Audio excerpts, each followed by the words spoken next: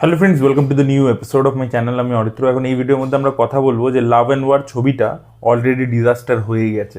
কেন আমি এটা বলছি? এমনি এমনি বলছি না, এত বড় স্টার কাস্ট থাকা সত্ত্বেও, এত বড় স্টার ডিরেক্টর থাকা সত্ত্বেও এই কথাটা এই কারণে বলছি, কারণ কালকে একটা রিপোর্ট সামনে এসছে যেখানে বলা হচ্ছে ছবিটার বাজেট এখন শুট আপ হয়ে চলে গেছে 425 কোটি টাকাতে, 425 crores। এবং প্রথমে 300 কোটি টাকা দিয়ে শুরু হয়েছিল, তারপর বাড়তে বাড়তে এখন 425 কোটি টাকা চলে গেছে। এখনও 50 দিনের শুটিং বাকি আছে। বিশাল মানে সেটের খরচা ইত্যাদি, ওয়ার সিকোয়েন্সেস সবের জন্য বাজেট বাড়তে বাড়তে বাড়তে বাড়তে এই লেভেলে চলে গেছে। এবং নানান রকম প্রবলেম হচ্ছে। প্রথমে এই বছর আসার কথা ছিল ঈদ উপলক্ষে, তারপর পোস্টপন্ড হতে থেকেছে। এখন তো এই বছর আসছেই না, পরের বছর চলে গেছে, এবং পরের বছরও কোন সময় আসবে ভগবান জানে। এখন অনেক কাজ বাকি রয়েছে। ভিকি কৌশল আবার মাহাফতার বলে যে ছবিটা ম্যাডকের করছে সেখানে মুভ করে যাবে, তার সেখানে ডেটস দেওয়া রয়েছে, তো সেখানে তার কমিটমেন্ট রয়েছে। রণবীর কাপুরের অন্য প্রজেক্টস আছে, তো সেখানে এই ছবিটাকে অ্যাডজাস্ট করে, বিকজ একটা সার্টেন লুক বডি পশ্চার লাগবে, তো সেটা কবের মধ্যে কমপ্লিট হবে তো দেখা যাক। ছবিটা অলরেডি নানান রকম প্রবলেম ফেস করছে আর কি, মাল্টিপল ডিলেজ ইত্যাদিও হয়ে গেছে। তো এই ছবিটা যখন ল্যান্ড করবে, ধরে নিন 425 কোটি টাকাই আমি ধরে চলছি, এবং তার সাথে পিএনএ কস্ট আছে, মানে পাবলিসিটি, অ্যাডভার্টাইজমেন্ট, প্রমোশন তো করতে হবে, এবং রিলিজেরও একটা কস্টিং আছে। তো সেটাতেও ধরে নিন আরও মানে ধরে নিন 50 কোটি টাকার মতো লাগবে, মানে এত বড় ছবি যেহেতু, সেই জন্য বলছি। তো ধরে নিন আমি 450 কোটি টাকায় ধরে চলছি আর কি, আমি মানে 50 ধরলাম না আর কি, 25 কোটি টাকা আরও ধরলাম। তো ধরে নিয়ে চলুন 450 কোটি টাকা ধরুন ছবিটা টোটাল বাজেট দাঁড়ালো আর কি। এবার এই ছবিটা আদৌ কি হিট হতে পারবে বক্স অফিসে? দেখুন, একটা নিউজ সার্কুলেট করা হয়েছিল, এগুলো ডেফিনেটলি পিআরদের দিয়েই করানো হয়, যে ছবিটা তৈরি হওয়ার আগেই ভানসালি যেহেতু নিজে সেলফ ফান্ডিং করছেন, উনি ওটিটি রাইটস বিক্রি করে দিয়েছেন, মিউজিক রাইটস বিক্রি করে দিয়েছেন, এবং প্রচুর প্রচুর দামে এগুলো বিক্রি হয়ে গেছে, এবং সেই জন্য ছবিটা তৈরি করতে কোনো প্রবলেম হবে না। যদি সেটাই সত্যি হতো, এগুলো তো বেসিক্যালি মানে খবর করানো হয় বলে, যে আমি ছবিটা শুরু করছি যাতে আরও ফিন্যান্সাররা এসে আর কি যুক্ত হয় ছবির সাথে, তাই জন্য মানে এই ধরনের খবর করানো হয়। বাট যদি ছবিটার এই ওটিটি, স্যাটেলাইট, মিউজিক সব যদি বিক্রি হয়ে গিয়ে থাকতো আগে থেকেই, ছবিটা শুরু হওয়ার আগে থেকেই, তাহলে ভানসালিকে নিজের কোম্পানির শেয়ারস বিক্রি করতে হতো। রিসেন্টলি তো ভানসালির কোম্পানির শেয়ারস বিক্রি হয়ে গেছে, আপনারা জানেন, সেটা নিয়ে আমরা ভিডিও করে কথাও বলেছিলাম। তো জাস্ট ভাবুন, সারেগামাবার কাছে তার কোম্পানির স্টেক্স তাকে বিক্রি করতে হচ্ছে। কারণ কি? কারণ ফান্ডিং পাচ্ছে না ছবিটার জন্য। তো ছবিটা, এবং যদি ছবিটার বাজেট টাজেট সব কিছুই সর্টেড থাকতো, তাহলে ছবিটা এত ডিলে হতো না তো। ঠিক আছে, মাঝে কিন্তু এরকম খবর এসেছিল ছবিটা ফান্ডিংয়ের ইস্যুস হচ্ছে, মানে ফিনান্সের প্রবলেম হচ্ছে, তো সেই ধরনের জিনিসপত্রও সামনে এসে। এই প্রজেক্টটা কি আদৌ ফিজেবল একটা প্রজেক্ট হচ্ছে, যে এরকম একটা স্কাই রকেটেড বাজেট যে চলে যাচ্ছে, তো এটাকে আদৌ একটা ফিজেবল হচ্ছে বোধ Bhansali stand point of view থেকে, এবং যে স্টার্সরা দুজন রয়েছে, রণবীর কাপুর এবং ভিকি কৌশল, এদের দুজনের উপর মাউন্ট করে এত বড় বাজেট কি আদৌ রিকভারেবল? চলুন রণবীর কাপুরকে আমরা ধরি। তো লোকে বলতে পারে যে অ্যানিমাল তো হেভি ব্যবসা করেছে, রামায়ণও প্রমিসিং লাগছে, 4000 কোটি টাকার বাজেট। দেখুন, প্রথম কথা, রামায়ণ প্রজেক্টটা, সাবজেক্টটাই বড়, গ্র্যান্ড, সেখানে কিন্তু একটা ইয়াশ রয়েছে, পুরো প্যান ইন্ডিয়া থেকে বিভিন্ন কাস্টিং রয়েছে, নামিত মালহোত্রার studio, Hollywood production, AR Rahman, Hans Zimmer, একটা খালি ব্র্যান্ড কাজ করছে না, যে it is not a solo Ranbir Kapoor brand. Ramayan itself একটা ভাস্ট সাবজেক্ট, যেটা হলিউডের একটা স্টুডিও বানাচ্ছে, এটা হচ্ছে ওটার ইউএসপি। রণবীর কাপুর তার মধ্যে একটা খুব ভালো মানে ক্যারেক্টার পেয়েছে, যেটা সে পারফর্ম করবে, he is the lead, okay, no problem, but the film is not riding on him. ঠিক আছে, এবং অ্যানিমালের ক্ষেত্রেও সেম, কি যে কবির সিং এর ডিরেক্টর সন্দীপ রেড্ডি বাঙ্গা, যে কবির সিং শাহিদ কাপুরকে নিয়ে ওরকম একটা হিউজ ম্যাসিভ বিজনেস দিয়েছে, আর তেলেগুতে অলরেডি সে একটা ব্লকবাস্টার ডিরেক্টর, তার একটা রেপুটেশন। তার পরবর্তীতে সে রণবীর কাপুরকে নিয়ে করছে। রণবীর কাপুর সেই ছবির মধ্যে পারফরমেন্স দুর্দান্ত দিয়েছে, but Animal is a Sandeep Reddy Vanga band wagon.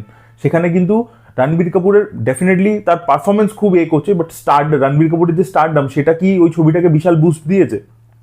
একটা সার্টেন লেভেল অব্দি অল্প বিস্তর তো দিয়েছে অবশ্যই, কিন্তু ছবিটার যে ওভারঅল বিজনেসটা হয়েছে, সেটা কিন্তু সন্দীপ রেড্ডি বাঙ্গার কারণে হয়েছে। তো রণবীর কাপুর কিন্তু স্ট্যান্ড অ্যালোন এখনো ওই স্টারটা হয়ে যায়নি, যে নিজের দমে আর কি একটা 300 কোটি টাকা, 400 কোটি টাকা, মানে তার একার জন্যই হচ্ছে। সেটা ছবিটাকেও সেই লেভেলের হতে হবে, সেটা অ্যানিমাল হোক, সেটা যে ছবি হোক, সেটা ছবিটাকে ওই লেভেলের হতে হবে, তবে গিয়ে কিন্তু হবে। সেটা রণবীর কাপুর একা থাকলে কিন্তু হবে না, সোলো একা ওকে দিয়ে হবে না। This same formula is applicable to Vicky কৌশল অলসো। আজকে ছাবা ধরুন বড় হিট হয়েছে, কিন্তু কথা হচ্ছে ছাবা কি খালি ভিকি কৌশলের স্ট্যান্ড অ্যালোন হিট বলা যেতে পারে? প্রথম কথা হচ্ছে ম্যাডকের একটা মেশিনারি আছে, যেটা ব্যাপারে এখন সবাই জেনে গেছে, সেটা হচ্ছে কর্পোরেট বুকিং মেশিনারি। সেটা প্রথম দিকে ওপেনিং এর সময় টিকিট কাটে, নাহলে মানে ভিকি কৌশলের অন্য ছবির ক্ষেত্রে ওপেনিং হচ্ছে না, বাট ওই ছবিটার ক্ষেত্রে হিউজ ম্যাসিভ ওপেনিং হয়ে গেল। তো সেটা তো একটা কর্পোরেট বুকিং এর প্রথম কথা, সেই সাইকেলটা আছে, মানে সেই মেকানিজমটা। দ্বিতীয় হচ্ছে কি, he is playing a real life character. ঠিক আছে, তো সেইটা একটা অ্যাডভান্টেজ দিচ্ছে। তো ওই ছবিটা দেখবেন ম্যাক্সিমাম ছাবা কিন্তু ব্যবসা করেছে 200 crore প্লাস ব্যবসা করেছে যে মহারাষ্ট্র থেকে। মহারাষ্ট্র সার্কিটে ইটসেলফ প্রচুর থিয়েটার্স রয়েছে। ঠিক আছে, আপনি দেখুন মারাঠি ছবি সাইরাট, খালি মারাঠি ভাষায় রিলিজ করেছে 100 কোটি টাকা ব্যবসা করেছে। তাহলে বুঝতে পারছেন ওখানকার মানে থিয়েটার সিস্টেমটা প্রচণ্ড ভাস্ট স্ট্রং। তো সেখান থেকে ইভেন দেখবেন রোহিত শেট্টির যে ছবিগুলো সেগুলো প্রাইমারি ব্যবসা কিন্তু মহারাষ্ট্র সার্কিট থেকেই করে থাকে, ওই জন্য দেখবেন ও মারাঠি ক্যারেক্টার ইত্যাদি ছবির মধ্যে ডাকে, এগুলো নিয়ে আমি আগেও কথা বলেছি। তো ছাবা কিন্তু বেশি ব্যবসাটা করেছে মহারাষ্ট্র পুনে ওই সার্কিটটা থেকেই, কিন্তু বাকি জায়গাতে অবশ্যই নর্থ ইন্ডিয়ার দিকে করেছে, কিন্তু ম্যাক্সিমাম তার বিজনেসটা কিন্তু এ থেকে। এবং সেটার কারণ কিন্তু ভিকি কৌশল নয়, সেটার কারণ হচ্ছে যে ওই ক্যারেক্টারটা সাম্ভাজি, ঠিক আছে, তাকে দেখার জন্য। ইভেন আমি বলছি যে মহারাষ্ট্রতে মারাঠি ইন্ডাস্ট্রিতে যে ছত্রপতি শিবাজি এবং সাম্ভাজিকে নিয়ে যে ছবিগুলো হয়েছে সেগুলো সুপারহিট হয়েছে। তো ওখানে ওই ধরনের সাবজেক্ট নিয়ে আপনি ছবি করলেই আপনি একটা ম্যাসিভ বিজনেস করে নেবে। তো সেইটা কিন্তু অটোমেটিক্যালি ছবিটাকে হেল্প করছে।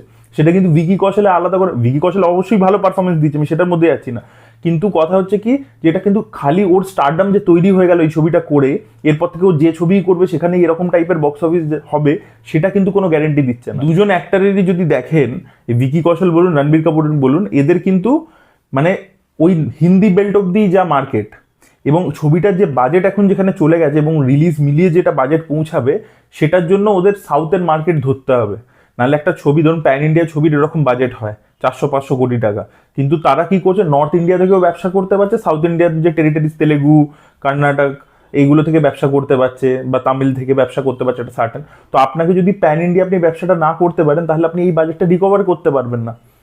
তো এইবার রণবীর কাপুরেরও দেখুন অল্প বিস্তর রণবীর কাপুরের ফ্যান ফলোয়িং সাউথের দিকে রয়েছে, হায়দ্রাবাদ সার্কিটটার মধ্যে রয়েছে, এবং তার কারণ হচ্ছে অ্যানিমাল অবশ্যই, কিন্তু অ্যানিমালের ফ্লেভার টেস্ট সেটা একটা তেলেগু ডিরেক্টরের ছবি, that is a different thing. মানে জাবানও কিন্তু ভালো ব্যবসা করেছে সাউথ থেকে, কিন্তু কথা হচ্ছে সেখানে তো একলি ডিরেক্টর, তার ফ্লেভার আছে, ওটা একটা সাউথের ফিল্মেরই ফ্লেভার, তাই জন্য that is a different ball game. But এমনিতে এই রণবীর কাপুরের নিজের কতটা মার্কেট আছে সাউথের দিকে, বা ভিকি কৌশলের কতটা আছে, বা ভানসালির নিজের কতটা আছে, এবং ভানসালির যে টাইপের ছবি বানায় এটার মধ্যেই আমি এবার ধীরে ধীরে চলে আসবো। হিরোদেরকে তো ছাড়ুন, আমি যদি ডিরেক্টরের দিকেও আসি, সঞ্জয় লীলা ভানসালির ছবির যে অ্যাস্থেটিক্স সেটা প্রচণ্ড ডেটেড একটা অ্যাস্থেটিক্স, এবং তাতে কি হচ্ছে কি যে সেই ছবিটার ওই হিন্দি বেল্টে অবধি একটা সীমিত অডিয়েন্স আছে, এবং সেটাও কিন্তু প্রচণ্ড বেশি টায়ার 1 সিটি অবধি, মানে যেটা হচ্ছে আরবান সেন্টার্স অবধি, মাল্টিপ্লেক্স ওরিয়েন্টেড। তারপরে কিন্তু ভানসালি ছবির অ্যাকসেপ্টেন্স নেই। এবং দ্বিতীয় হচ্ছে আপনি সাউথের দিকের মার্কেটগুলোতে পেনিট্রেটই করতে পারবেন না ভানসালির ছবি, তার যে ছবিগুলো, তার যে টোন, যেভাবে গল্পটা বলা হচ্ছে, ছবিগুলো হচ্ছে না ওই কে আসিফ যেরকম মুগলে আজম বানিয়েছিল, it was a very heavy drama film. তো সেই রকম high octane drama, high pitch drama তার ছবিতে থাকে। তার ছবি কিন্তু আপনাকে অ্যাড্রিনালিন রাশ দিচ্ছে না। এবার আপনি বলবেন যে হ্যাঁ এই ছবি তো সাকসেসফুল হয়েছে, বাট ভানসালির সব সাকসেসফুল ছবি কবে হয়েছে, সেগুলো প্রি কোভিডে হয়েছে। এবার আপনি দেখুন এই যে বাজিরাও মাস্তানি বলে নিন, বা এই যে ছবিটা হয়েছিল যেটা পদ্মাবত, তো সেই ছবিগুলো সব প্রি কোভিড ছবি। পোস্ট কোভিড সে গাঙ্গুবাই কাঠিয়াবাড়ি বানিয়েছে, তো গাঙ্গুবাই কাঠিয়াবাড়ি হিট হয়েছে, ডেফিনেটলি হিট হয়েছে, কিন্তু সেই ম্যাসিভ লেভেলে তো হিট হয়নি, just it was A hit. এবং যদি আপনি সিনেমা হিসেবে দেখেন ইট ওয়াজ মানে কম্পারেটিভলি উইক। মানে আজকে দেবদাসকে পাশে ফেলুন, ঠিক আছে, হাম দিল দে চুকে সনমকে পাশে ফেলুন, এবং ভানসালির রিসেন্ট যে ওয়ার্ক সেগুলো পাশে ফেলুন, আপনি বুঝতে পারবেন যে এখন তার মানে তাদের তো বয়স বাড়ছে, স্টোরি টেলিংয়ে এটা পড়েছে। কারণ গাঙ্গুবাই কাঠিয়াবাড়ি প্রথম দিকে শুরু হয় ছবিটা খুব ভালো, বাট তারপর একটা পয়েন্টের পরে গিয়ে বোরিং হয়ে যায়, এবং ভানসালির এটা বহু ছবির ক্ষেত্রেই প্রবলেম। ইভেন বাজিরাও মাস্তানিতেও আমার কিছু বিটস আছে খুব বোরিং লেগেছে, ইভেন পদ্মাবতের ক্ষেত্রেও একটু স্ট্রেসড মনে হয়েছে সেকেন্ড হাফের দিকে। একটা টাইমে ওই স্কেলটার জন্য বড় স্টারকাস্ট, বড় গ্র্যান্ড মিউজিক সবের জন্য বেরিয়ে যেত, কিন্তু এখন পোস্ট কোভিড দর্শকের এই যে প্যান ইন্ডিয়া সিনেমা বা বিগ স্ক্রিন সিনেমা দেখার না প্যাটার্নটা চেঞ্জ হয়ে গেছে। এখন লোকে জিনিসপত্র চায় হচ্ছে যে প্রত্যেক 10 মিনিট অন্তর অন্তর স্পেকটাকেল। আজকে ধরে নিন RRR এর মতো ছবি কেন এত সফল হতে পারে, ওয়েস্টেও কেন সফল হতে পারে। দেখবেন অনুরাগ কাশ্যপ একবার একটি ইন্টারভিউতে বলছিল যে সে USA গেছে, সেখানে সে বিভিন্ন লোকেদের সাথে কথা বলছে, তাদের থেকে জানতে পারছে যে লোকে RRR কি করছে না, RRR প্রত্যেকটা 10-15 মিনিটে এক একটা করে শর্ট ফিল্ম, ঠিক আছে, এবার তাতে একটা হচ্ছে সেটা হচ্ছে একটা অ্যাকশন বিট, ধরুন রামের ইন্ট্রো, ভীমের ইন্ট্রো, ইন্টারভেল পয়েন্টটা, এগুলো হচ্ছে সব এক একটা শর্ট ফিল্মের মতো 10-15 মিনিটের। এবার সেইটা আপনি পুরো দেখছেন, that is giving you adrenaline rush. এবার এই টেমপ্লেটটাই দেখবেন এই এপিসোডিক স্ক্রিন প্লে অ্যানিমালেও আছে, এই এপিসোডিক স্ক্রিন প্লে পুষ্পাতেও আছে, যেটা কন্টিনিউসলি আপনাকে একটা হাই দিচ্ছে। সন্দীপ রেড্ডি বাংলা সেটাকে একটা ম্যাডনেস শক ভ্যালু দিয়ে দিচ্ছে, রাজামৌলি সেটা স্পেকটাকেল দিয়ে দিচ্ছে। তো এইবার এইগুলো দেখে দেখে, এবং যেহেতু লোকে সোশ্যাল মিডিয়া কনজিউম করে, ফোন ঘেটে, রিলস দেখে অ্যাটেনশন স্প্যান কমে গেছে, তো আপনাকে তাকে একটা কিছু স্পেকটাকেল বা শক দিয়ে না হোল্ড করে রাখতে হবে 10-15 মিনিট ধরে, আবার একটা নতুন দিতে হবে 10-15 মিনিট পরে। যদি এটা আপনি না করতে পারেন গোটা ছবি জুড়ে, তাহলে কিন্তু দর্শক বোর হয়ে যাবে। এবং সেকেন্ড কথা হচ্ছে, আপনারা যদি দেখেন ভানসালির সিনেমা প্রচণ্ড বেশি ড্রামাটিক, স্লো, মানে মিউজিক্যাল, সাইলেন্সেস, এইগুলোর ওপর দাঁড়িয়ে আছে, যেগুলো সিনেম্যাটিক একটা ল্যাঙ্গুয়েজ, আমি সেটাকে ডিনাই করছি না, সেটা একটা style of story telling. But সেটা এখন দাঁড়িয়ে একটু পুরনো হয়ে গেছে, সেটা এখন আপনাকে বোর করবে, এবং তাই জন্য দেখবেন ভানসালির ছবির রিপিট ভ্যালু কিন্তু নেই।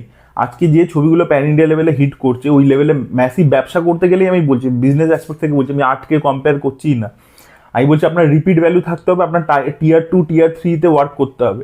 আজকে বলুন যে ধরে নিন বাজিরাও মাস্তানি, এর ব্যবসাগুলো আপনারা খুলে দেখেন, এগুলো সব পেয়ে যাবেন আপনার ইন্টারনেটে। এগুলো প্রাইমারি ব্যবসা হচ্ছে আরবান সেন্টার্স থেকে, টিয়ার 1 সেন্টার্স থেকে করেছে, মাল্টিপ্লেক্স সার্কিট থেকে করেছে। আপনার ফিগারসগুলো দেখে মনে হবে যে হ্যাঁ প্রচুর ব্যবসা করেছে, বিকজ টিকিটের প্রাইস আর হাই, সেই কারণে একটা সার্টেন ব্যবসা করছে।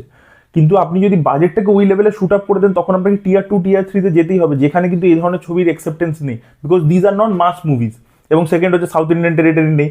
থার্ড হচ্ছে কি এগুলো কোনো রিপিট ভ্যালু নেই, মানে দর্শক একবার হলে গিয়ে দেখলো, এই যে ধরুন প্যান ইন্ডিয়ার যে ছবিগুলো হিট করছে এই লেভেলে বাজেটের হচ্ছে, যার বক্স অফিসও সেরকম আসতে হবে, সেগুলো রিপিট ভিউইং দরকার আছে। ভানসালির ছবি রিপিট ভিউইং নেই, বিকজ আপনি তো বোর হয়ে যাচ্ছেন।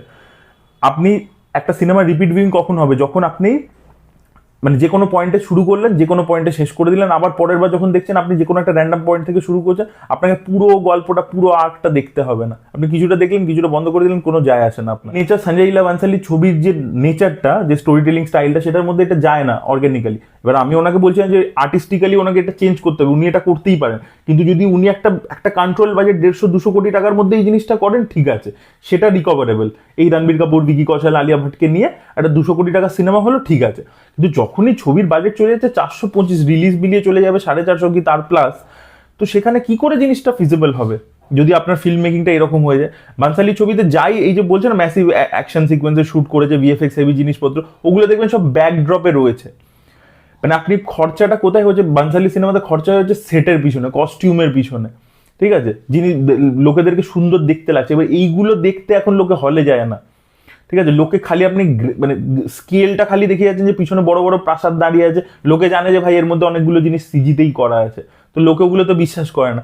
আপনাকে মানে জিনিসটাকে আপনি ওই স্কেলটাকে নিয়ে কি করছেন, তারপরে স্টোরি টেলিং এর মধ্যে কিভাবে অ্যাপ্লাই করছেন, সেটাকে কিভাবে তাকে একটা অ্যাড্রিনালিন রাশ দিচ্ছেন দর্শকদেরকে, কিভাবে সেটা দেখে সে মজা পাচ্ছে, ঠিক আছে। খালি সেটটা তৈরি করে দিলাম তাতে কিছু যায় আসে না। বম্বের কিছু ক্রিটিকরা আছে, তারা খুব ভালো ভালো বলবে, সেগুলো হবে, একটা সার্কিট অব্দি লোকে দেখবে ইয়ার 1-এ, বাট তার পরবর্তীতে নিচের লেভেলে পেনিট্রেশন নেই। এবং এই স্টোরি টেলিং এর এটা একটা প্রবলেম। ইভেন দেখবেন আপনি রকি রানি কি প্রেম কাহিনী ছবির যা বাজেট এবং সেই অনুযায়ী ছবিটা যা ব্যবসা করেছে, যে এক্সপেকটেশন থাকে কারণ জোহরের ছবি থেকে, সেই ব্যবসাটা করতে পারেনি, বিকজ ওটা আরবান সার্কিটস এর বাইরে। রকি আর রানি কি প্রেম কাহিনীর কোনো অ্যাকসেপ্টেন্সই নেই।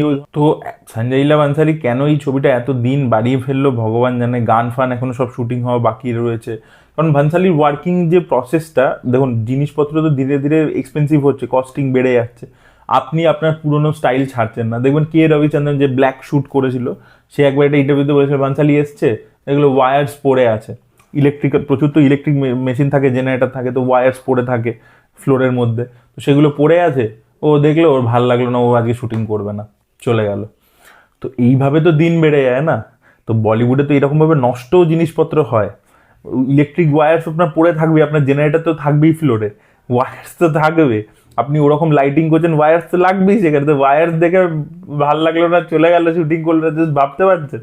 এটা আমি বলছি না, তার ডিওপি বলছে, এবং এটা আজকের কথা না, ব্ল্যাক কবে বানিয়েছে, তো তারপরে তো সে কত হিট ইত্যাদি দিয়েছে, তো তার পরবর্তীতে তার তো আরও এই জিনিসপত্র বেড়ে গেছে। তো এইগুলো তো হচ্ছে ওয়েস্টেজ অফ রিসোর্সেস। এই যে সাউথ থেকে যে ডিরেক্টরসরা আসছে প্যান ইন্ডিয়া ফিল্ম করছে, তাদের যেহেতু মার্কেটটা এত বড় হয়ে গেছে, এবং ওরা ছবিটা এমন একটা বানাচ্ছে যেটা অডিয়েন্সের টেস্টের সাথে ইন লাইন আছে, ঠিক আছে। তাদের মানে বানসালি এখনো কে আসিভাবে পড়ে আছে, যেটা একটা 50-60s kind of story telling, সেটাকেও সে আজকে রিপিট করছে। ডেফিনেটলি আজকে টেকনোলজি দিয়ে ভালো ভালো অ্যাক্টার্সদেরকে নিচ্ছে, মিউজিক খুব ভালো হচ্ছে, ঠিক আছে, কিন্তু যে স্টোরি টেলিংটা, সেটার মধ্যে কোনো ইনোভেটিভনেস আনছে না। তো সেটা কি টাইমসের সাথে জেল করতে পারবে? ওই রিপিট ভ্যালু যতক্ষণ থাকবে না, এন্টারটেন করতে পারবে না কন্টিনিউয়াসলি, ছবিটা যতক্ষণ আপনাকে হোল্ড করে রাখতে পারবে না 3 ঘন্টার কাছাকাছি, ততক্ষণ কিন্তু প্রবলেম আছে। এইটা আমার একটা জিনিস মনে হয়েছে। এবং যে এই ওয়েস্টেজ অফ রিসোর্সেস, আপনি মানে আগে আমি বারবার রাজামৌলির এক্সাম্পল দিয়ে ফেলছি, কারণ রাজামৌলিও গ্র্যান্ড স্কেলে ছবি করে সাউথ থেকে। আমার কথা হচ্ছে, রাজামৌলিরা যখন বাহুবলী বানিয়েছিল, দেখবেন একটা ডকুমেন্টারি আছে, এই ডকুমেন্টারিটা আপনারা গিয়ে চেক আউট করুন, ফিল্ম কোম্পানি বানিয়েছিল, নেটফ্লিক্সে আছে। ওখানে দেখবেন they use to eat vegetarian foods, যাতে ওরা টাকা কন্ট্রোল মানে কস্ট কাটিং করতে পারে, যাতে ওরা বাহুবলী প্রোডাকশনটা স্ক্রিনে দেখতে পাওয়া যায়। ঠিক আছে? তো এইভাবে কিন্তু ওরা বানিয়েছে, ওরা কিন্তু রিসোর্স ওয়েস্ট করে না যে আমি ডিরেক্টর, আমি বিশাল বড় হনু, আমি সেটে গিয়ে নষ্ট করছি রিসোর্সেস, এরকম কিন্তু জিনিসপত্র করে না। যেটা প্রয়োজন সেইটার জন্য খরচা করছে, যেটা স্ক্রিনে আপনি দেখতে পাচ্ছেন। কিন্তু আমার ইচ্ছে হলো না, ওয়্যার্স পড়ে আছে বলে শুটিং, আমি চলে গেলাম বাড়ি, সেদিনের পুরো কস্টিং গেল, এতগুলো লোকের তো পেমেন্ট তো দিতে হলো, সেগুলো গেল, ওয়েস্ট হলো। এই জিনিসটার কোনো সেন্স হয় না। এটা হচ্ছে ইগো বুস্টিং। এটাকে মানে মানে এই এই খরচাটা তো আপনি দেখতে পাবেন না স্ক্রিনে। আমি এটাই বোঝাতে চাইছি আপনার। তো এই ছিল আমার বক্তব্য। আমার এটা মনে হলো বানসালির অনেকে ফ্যান, আমিও বানসালির সিনেমা দেখেছি, আমার খুব পছন্দ। আমার যেরকম ধরুন দেবদাস খুব পছন্দের ছবি, হাম দিল দে চুকে সনম, ব্ল্যাক, এগুলো খুবই পছন্দের ছবি। কিন্তু আমার মনে হয় যে যেভাবে এই ছবিটার বাজেট শুট আপ করানো হয়েছে, সেই অনুযায়ী বিজনেস পার্সপেক্টিভ দিয়ে দেখলে না হিরোদের না ডিরেক্টরের যে কাইন্ড অফ স্টোরি টেলিং, সেইটার মার্কেট এখন আছে বলে, ঠিক আছে? এবং লাভ অ্যান্ড ওয়ার কী হবে? পার্ল হারবার মিট সাঙ্গাম, এটাই তো হবে, ঠিক আছে? আগেন দেখুন সাঙ্গাম, সে রাজ কাপুরের ছবি, কবেকার ছবি, ঠিক আছে? পার্ল হারবারও ইটসেলফ 90s সিনেমা বা আর্লি 2000s সিনেমা, আমি ভুলে গেছি, মাইকেল বে ডিরেক্ট করেছিল। এগুলো দিজ আর অল মানে ওল্ড কাইন্ড অফ স্টোরিজ। এগুলো কিন্তু এখন দেখবেন হলিউডে এই ধরনের ছবি বানাচ্ছে না। এবং দেখবেন যে ভানসালির স্টোরি টেলিং এর যে স্টাইলটা, সেটা নিউ এজের সাথে যাচ্ছে না। সেটা বিগেস্ট এক্সাম্পল হচ্ছে হীরামান্ডি। হীরামান্ডির মধ্যে এত কিছু করতে গেছে, ওভার স্টাফিং হয়ে গেছে, এবং হীরামান্ডি কিন্তু অ্যাকচুয়ালি ওয়ার্ক করেনি। যে ম্যাসিভ স্কেলে খরচা করে নেটফ্লিক্স বানিয়েছে, তাদের যে এক্সপেকটেশন ছিল, যে লেভেলে সাবস্ক্রিপশন আনবে বা তারা ভেবেছিল, সেটা কিন্তু হয়নি, ঠিক আছে? তো হীরামান্ডি কিন্তু একেবারেই ওয়ার্ক করেনি নেটফ্লিক্সে, এবং দেখবেন পরবর্তীকালে সেটা নিয়ে বেশি কথাবার্তা হয়নি। সেই মুহূর্তে যেহেতু বড় শো রিলিজ করছে, সেটা নিয়ে কথা হয়েছে, বাট তার পরবর্তীতে দেখুন সেটাকে নিয়ে সেইভাবে কোনো কথাই হয়নি, মানে সেই লেভেলে পেনিট্রেশন করতেই পারেনি হীরামান্ডি। মানে ডেফিনেটলি একটা Mirzapur, family man, secret games, এগুলোর যে পেনিট্রেশন ছিল, সেই তুলনায় হীরামান্ডি ভানসালি এত বড় একজন ডিরেক্টর কাজ করছে। কিন্তু দেখুন, যেহেতু তার যে কাইন্ড অফ স্টোরি টেলিং, সেটা যারা ওটিটিতে কনজিউম করছে, ইউথ, ঠিক আছে, যারা কন্টিনিউয়াসলি স্ক্রোল মানে ডুম স্ক্রোলিং করে, তো তাদের জন্য ওই গল্পটা, ওই যে বলার ধরনটা, সেটা ওয়ার্কই করছে না, ঠিক আছে? তাদের বোরিং লাগছে, তারা জাস্ট দেখছে, বেরিয়ে যাচ্ছে আর কি। তো সেই ব্যাপারটা কিন্তু হীরামান্ডির ক্ষেত্রে হয়েছিল। এখান থেকেই বোঝা যাচ্ছে যে ভানসালি কিন্তু নিউ এজ স্টোরি টেলিং এর সাথে অ্যাডাপ্ট করতে পারছেন না। আপনাদের অন্য ওপিনিয়ন থাকতেই পারেন, আমি আশা করবো আপনারা কমেন্ট সেকশনে অন্য যদি আপনাদের কাউন্টার ওপিনিয়ন থাকে, অবশ্যই সেটা শেয়ার করবেন। আর আমার ওপিনিয়নের সাথে যদি আপনারা একমত হন, সেটাও কমেন্টে লিখে জানাবেন। So that was it guys, thank you so much, bye by.